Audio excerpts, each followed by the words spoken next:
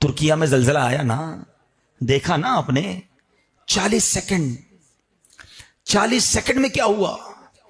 جو گھر والے تھے وہ بے گھر ہو گئے، 40 سیکنڈ پہلے جو صحت مند تھے وہ معذور ہو گئے، 40 سیکنڈ پہلے جو زکوٰۃ دینے والے تھے وہ زکوٰۃ لینے والے بن گئے، 40 سیکنڈ پہلے جو زندہ تھے 40 سیکنڈ بعد دنیا سے چلے گئے، لاکھوں لوگ شہید، معذور، بے گھر ہو گئے۔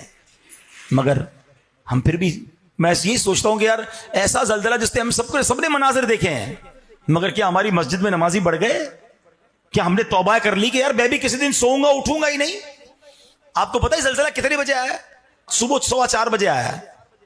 99% لوگ اپنے گھروں میں تھے، بستر پر تھے، اور سوتے سوتے ہی چلے گئے۔ بچپن میں ایک جملہ سنتے تھے نا، ایک شعر سنتے تھے، سونے والے رب کو سجدہ کر کے سو، کیا خبر اٹھے نہ اٹھے صبح کو، کیا خبر تیری صبح ہو نہیں اور صبح ہو تجھ ہو زیر زمین۔ یہ تو ایسا ہی ہوا نا، سوتے ہی چلے گئے۔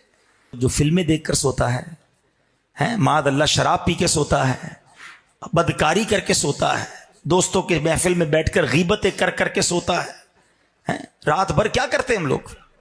کتنے لوگ ہیں جو عشاء پڑھ کے، وضو کر کے، اللہ توفیق دے تو سورہ ملک پڑھ کے، صلاۃ التوبہ پڑھ کے سوتے ہیں۔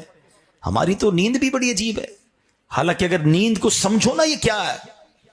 آپ کو پتہ ہے سونے کی دعا کیا ہے؟ اللہم بسمک اموت و احیا۔ بھائی نیند کی بات ہو رہی ہے، موت کی بات کیوں آ رہی ہے اس میں؟ حدیث میں نیند کو موت کی بہن قرار دیا گیا۔ اٹھنے کے بعد کی دعا پتہ ہے؟ الحمدللہ الذی احیانا بعد ما اماتنا والیہ النشور۔ اس اللہ کا شکر جس نے موت کے بعد پھر زندگی دی۔ ارے میں تو سو کے اٹھا ہوں، والیہ النشور، اسی کی طرف جانا ہے۔ روز پریکٹس کر رہے ہیں موت کے قریب جا کر واپس آنے کی۔ آج تو آ گیا، ہو سکتا ہے کسی دن جاؤں گا مگر واپس نہیں آؤں گا۔ کب توبہ کریں گے؟ کب نمازیں پڑھیں گے؟ کب اللہ کو راضی کریں گے؟ ٹائم نہیں ملے گا الگ سے کہ توبہ کر لو، اب نمازیں پڑھ لو۔ ہمیں نہیں پتا اگلا 1 گھنٹہ، اگلا 1 منٹ ہمارے لیے کیا لکھا ہوا ہے۔ آگاہ اپنی موت سے کوئی بشر نہیں، سامان 100 برس کا ہے، پل کی خبر نہیں۔